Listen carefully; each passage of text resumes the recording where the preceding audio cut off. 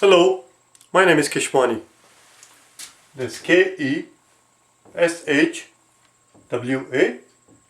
Keshwani.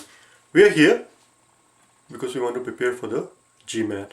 We have been solving GMAT math problems out of this book here, GMAT Review, the official guide, the 13th edition. If you do not own this book already, purchase one immediately. You're going to need it.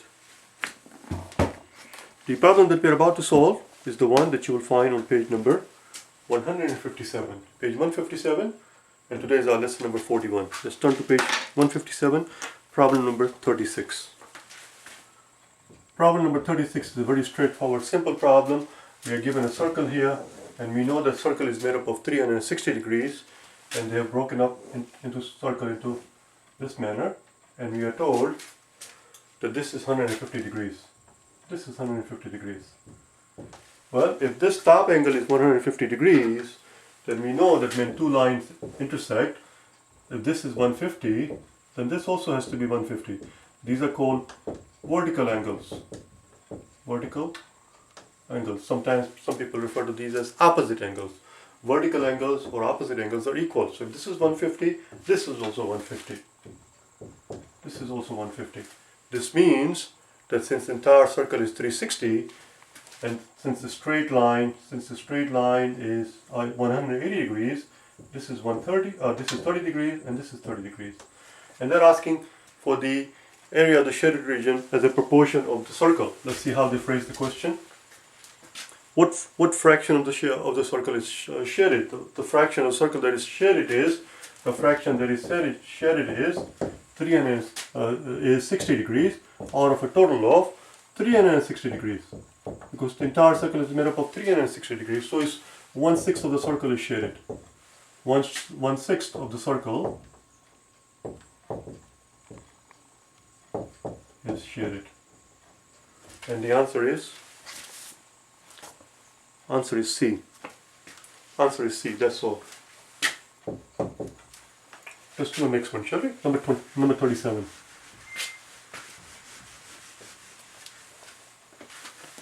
In number 37, they ask us which of the following is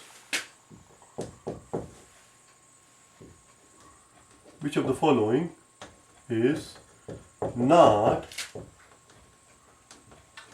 equivalent to, and they give us an equation here, 10y squared equals x plus 2 times x minus 2. Now before we do any work, we should recognize that this x minus 2 comes from the difference of two squares. X plus 2 and x minus 2 comes from the difference of two squares. If you were to open this up, x times x is x squared, x times minus 2 will be negative 2, positive 2 times 2 is positive 2x, and then positive 2 times the negative 2 is going to give us negative 4. And in the middle term here, the negative 2x and positive 2x, they cancel out, and it boils down to x squared. It boils down to x squared minus 4. And it comes straight from this formula, a squared minus b squared equals a plus b times a minus b.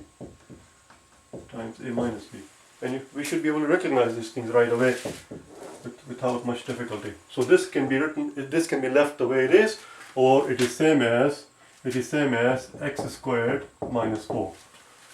So the answer choices that they give us, they're going to look either x squared equals to this part or that part, one or the other. Let's take a look at it. Enough of the talk. In answer choice A, they tell us that 30y squared equals 3x squared minus 12. Well, we see 30 here, which is a multiple of 3. I see a 3 here, which is a multiple of 3. 12 is divisible by 3. Why don't we divide the entire equation by 3 first? Simplify, in other words, to divide it by 3, entire equations. And if you were to do that, what we find is that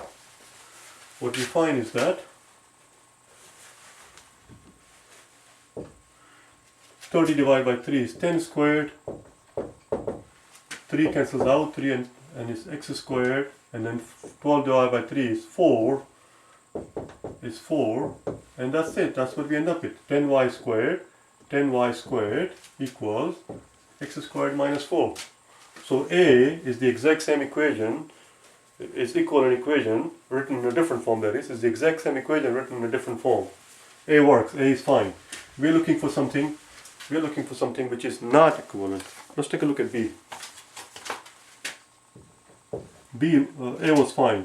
B says 20y squared equals 2x minus 4 and x plus 2.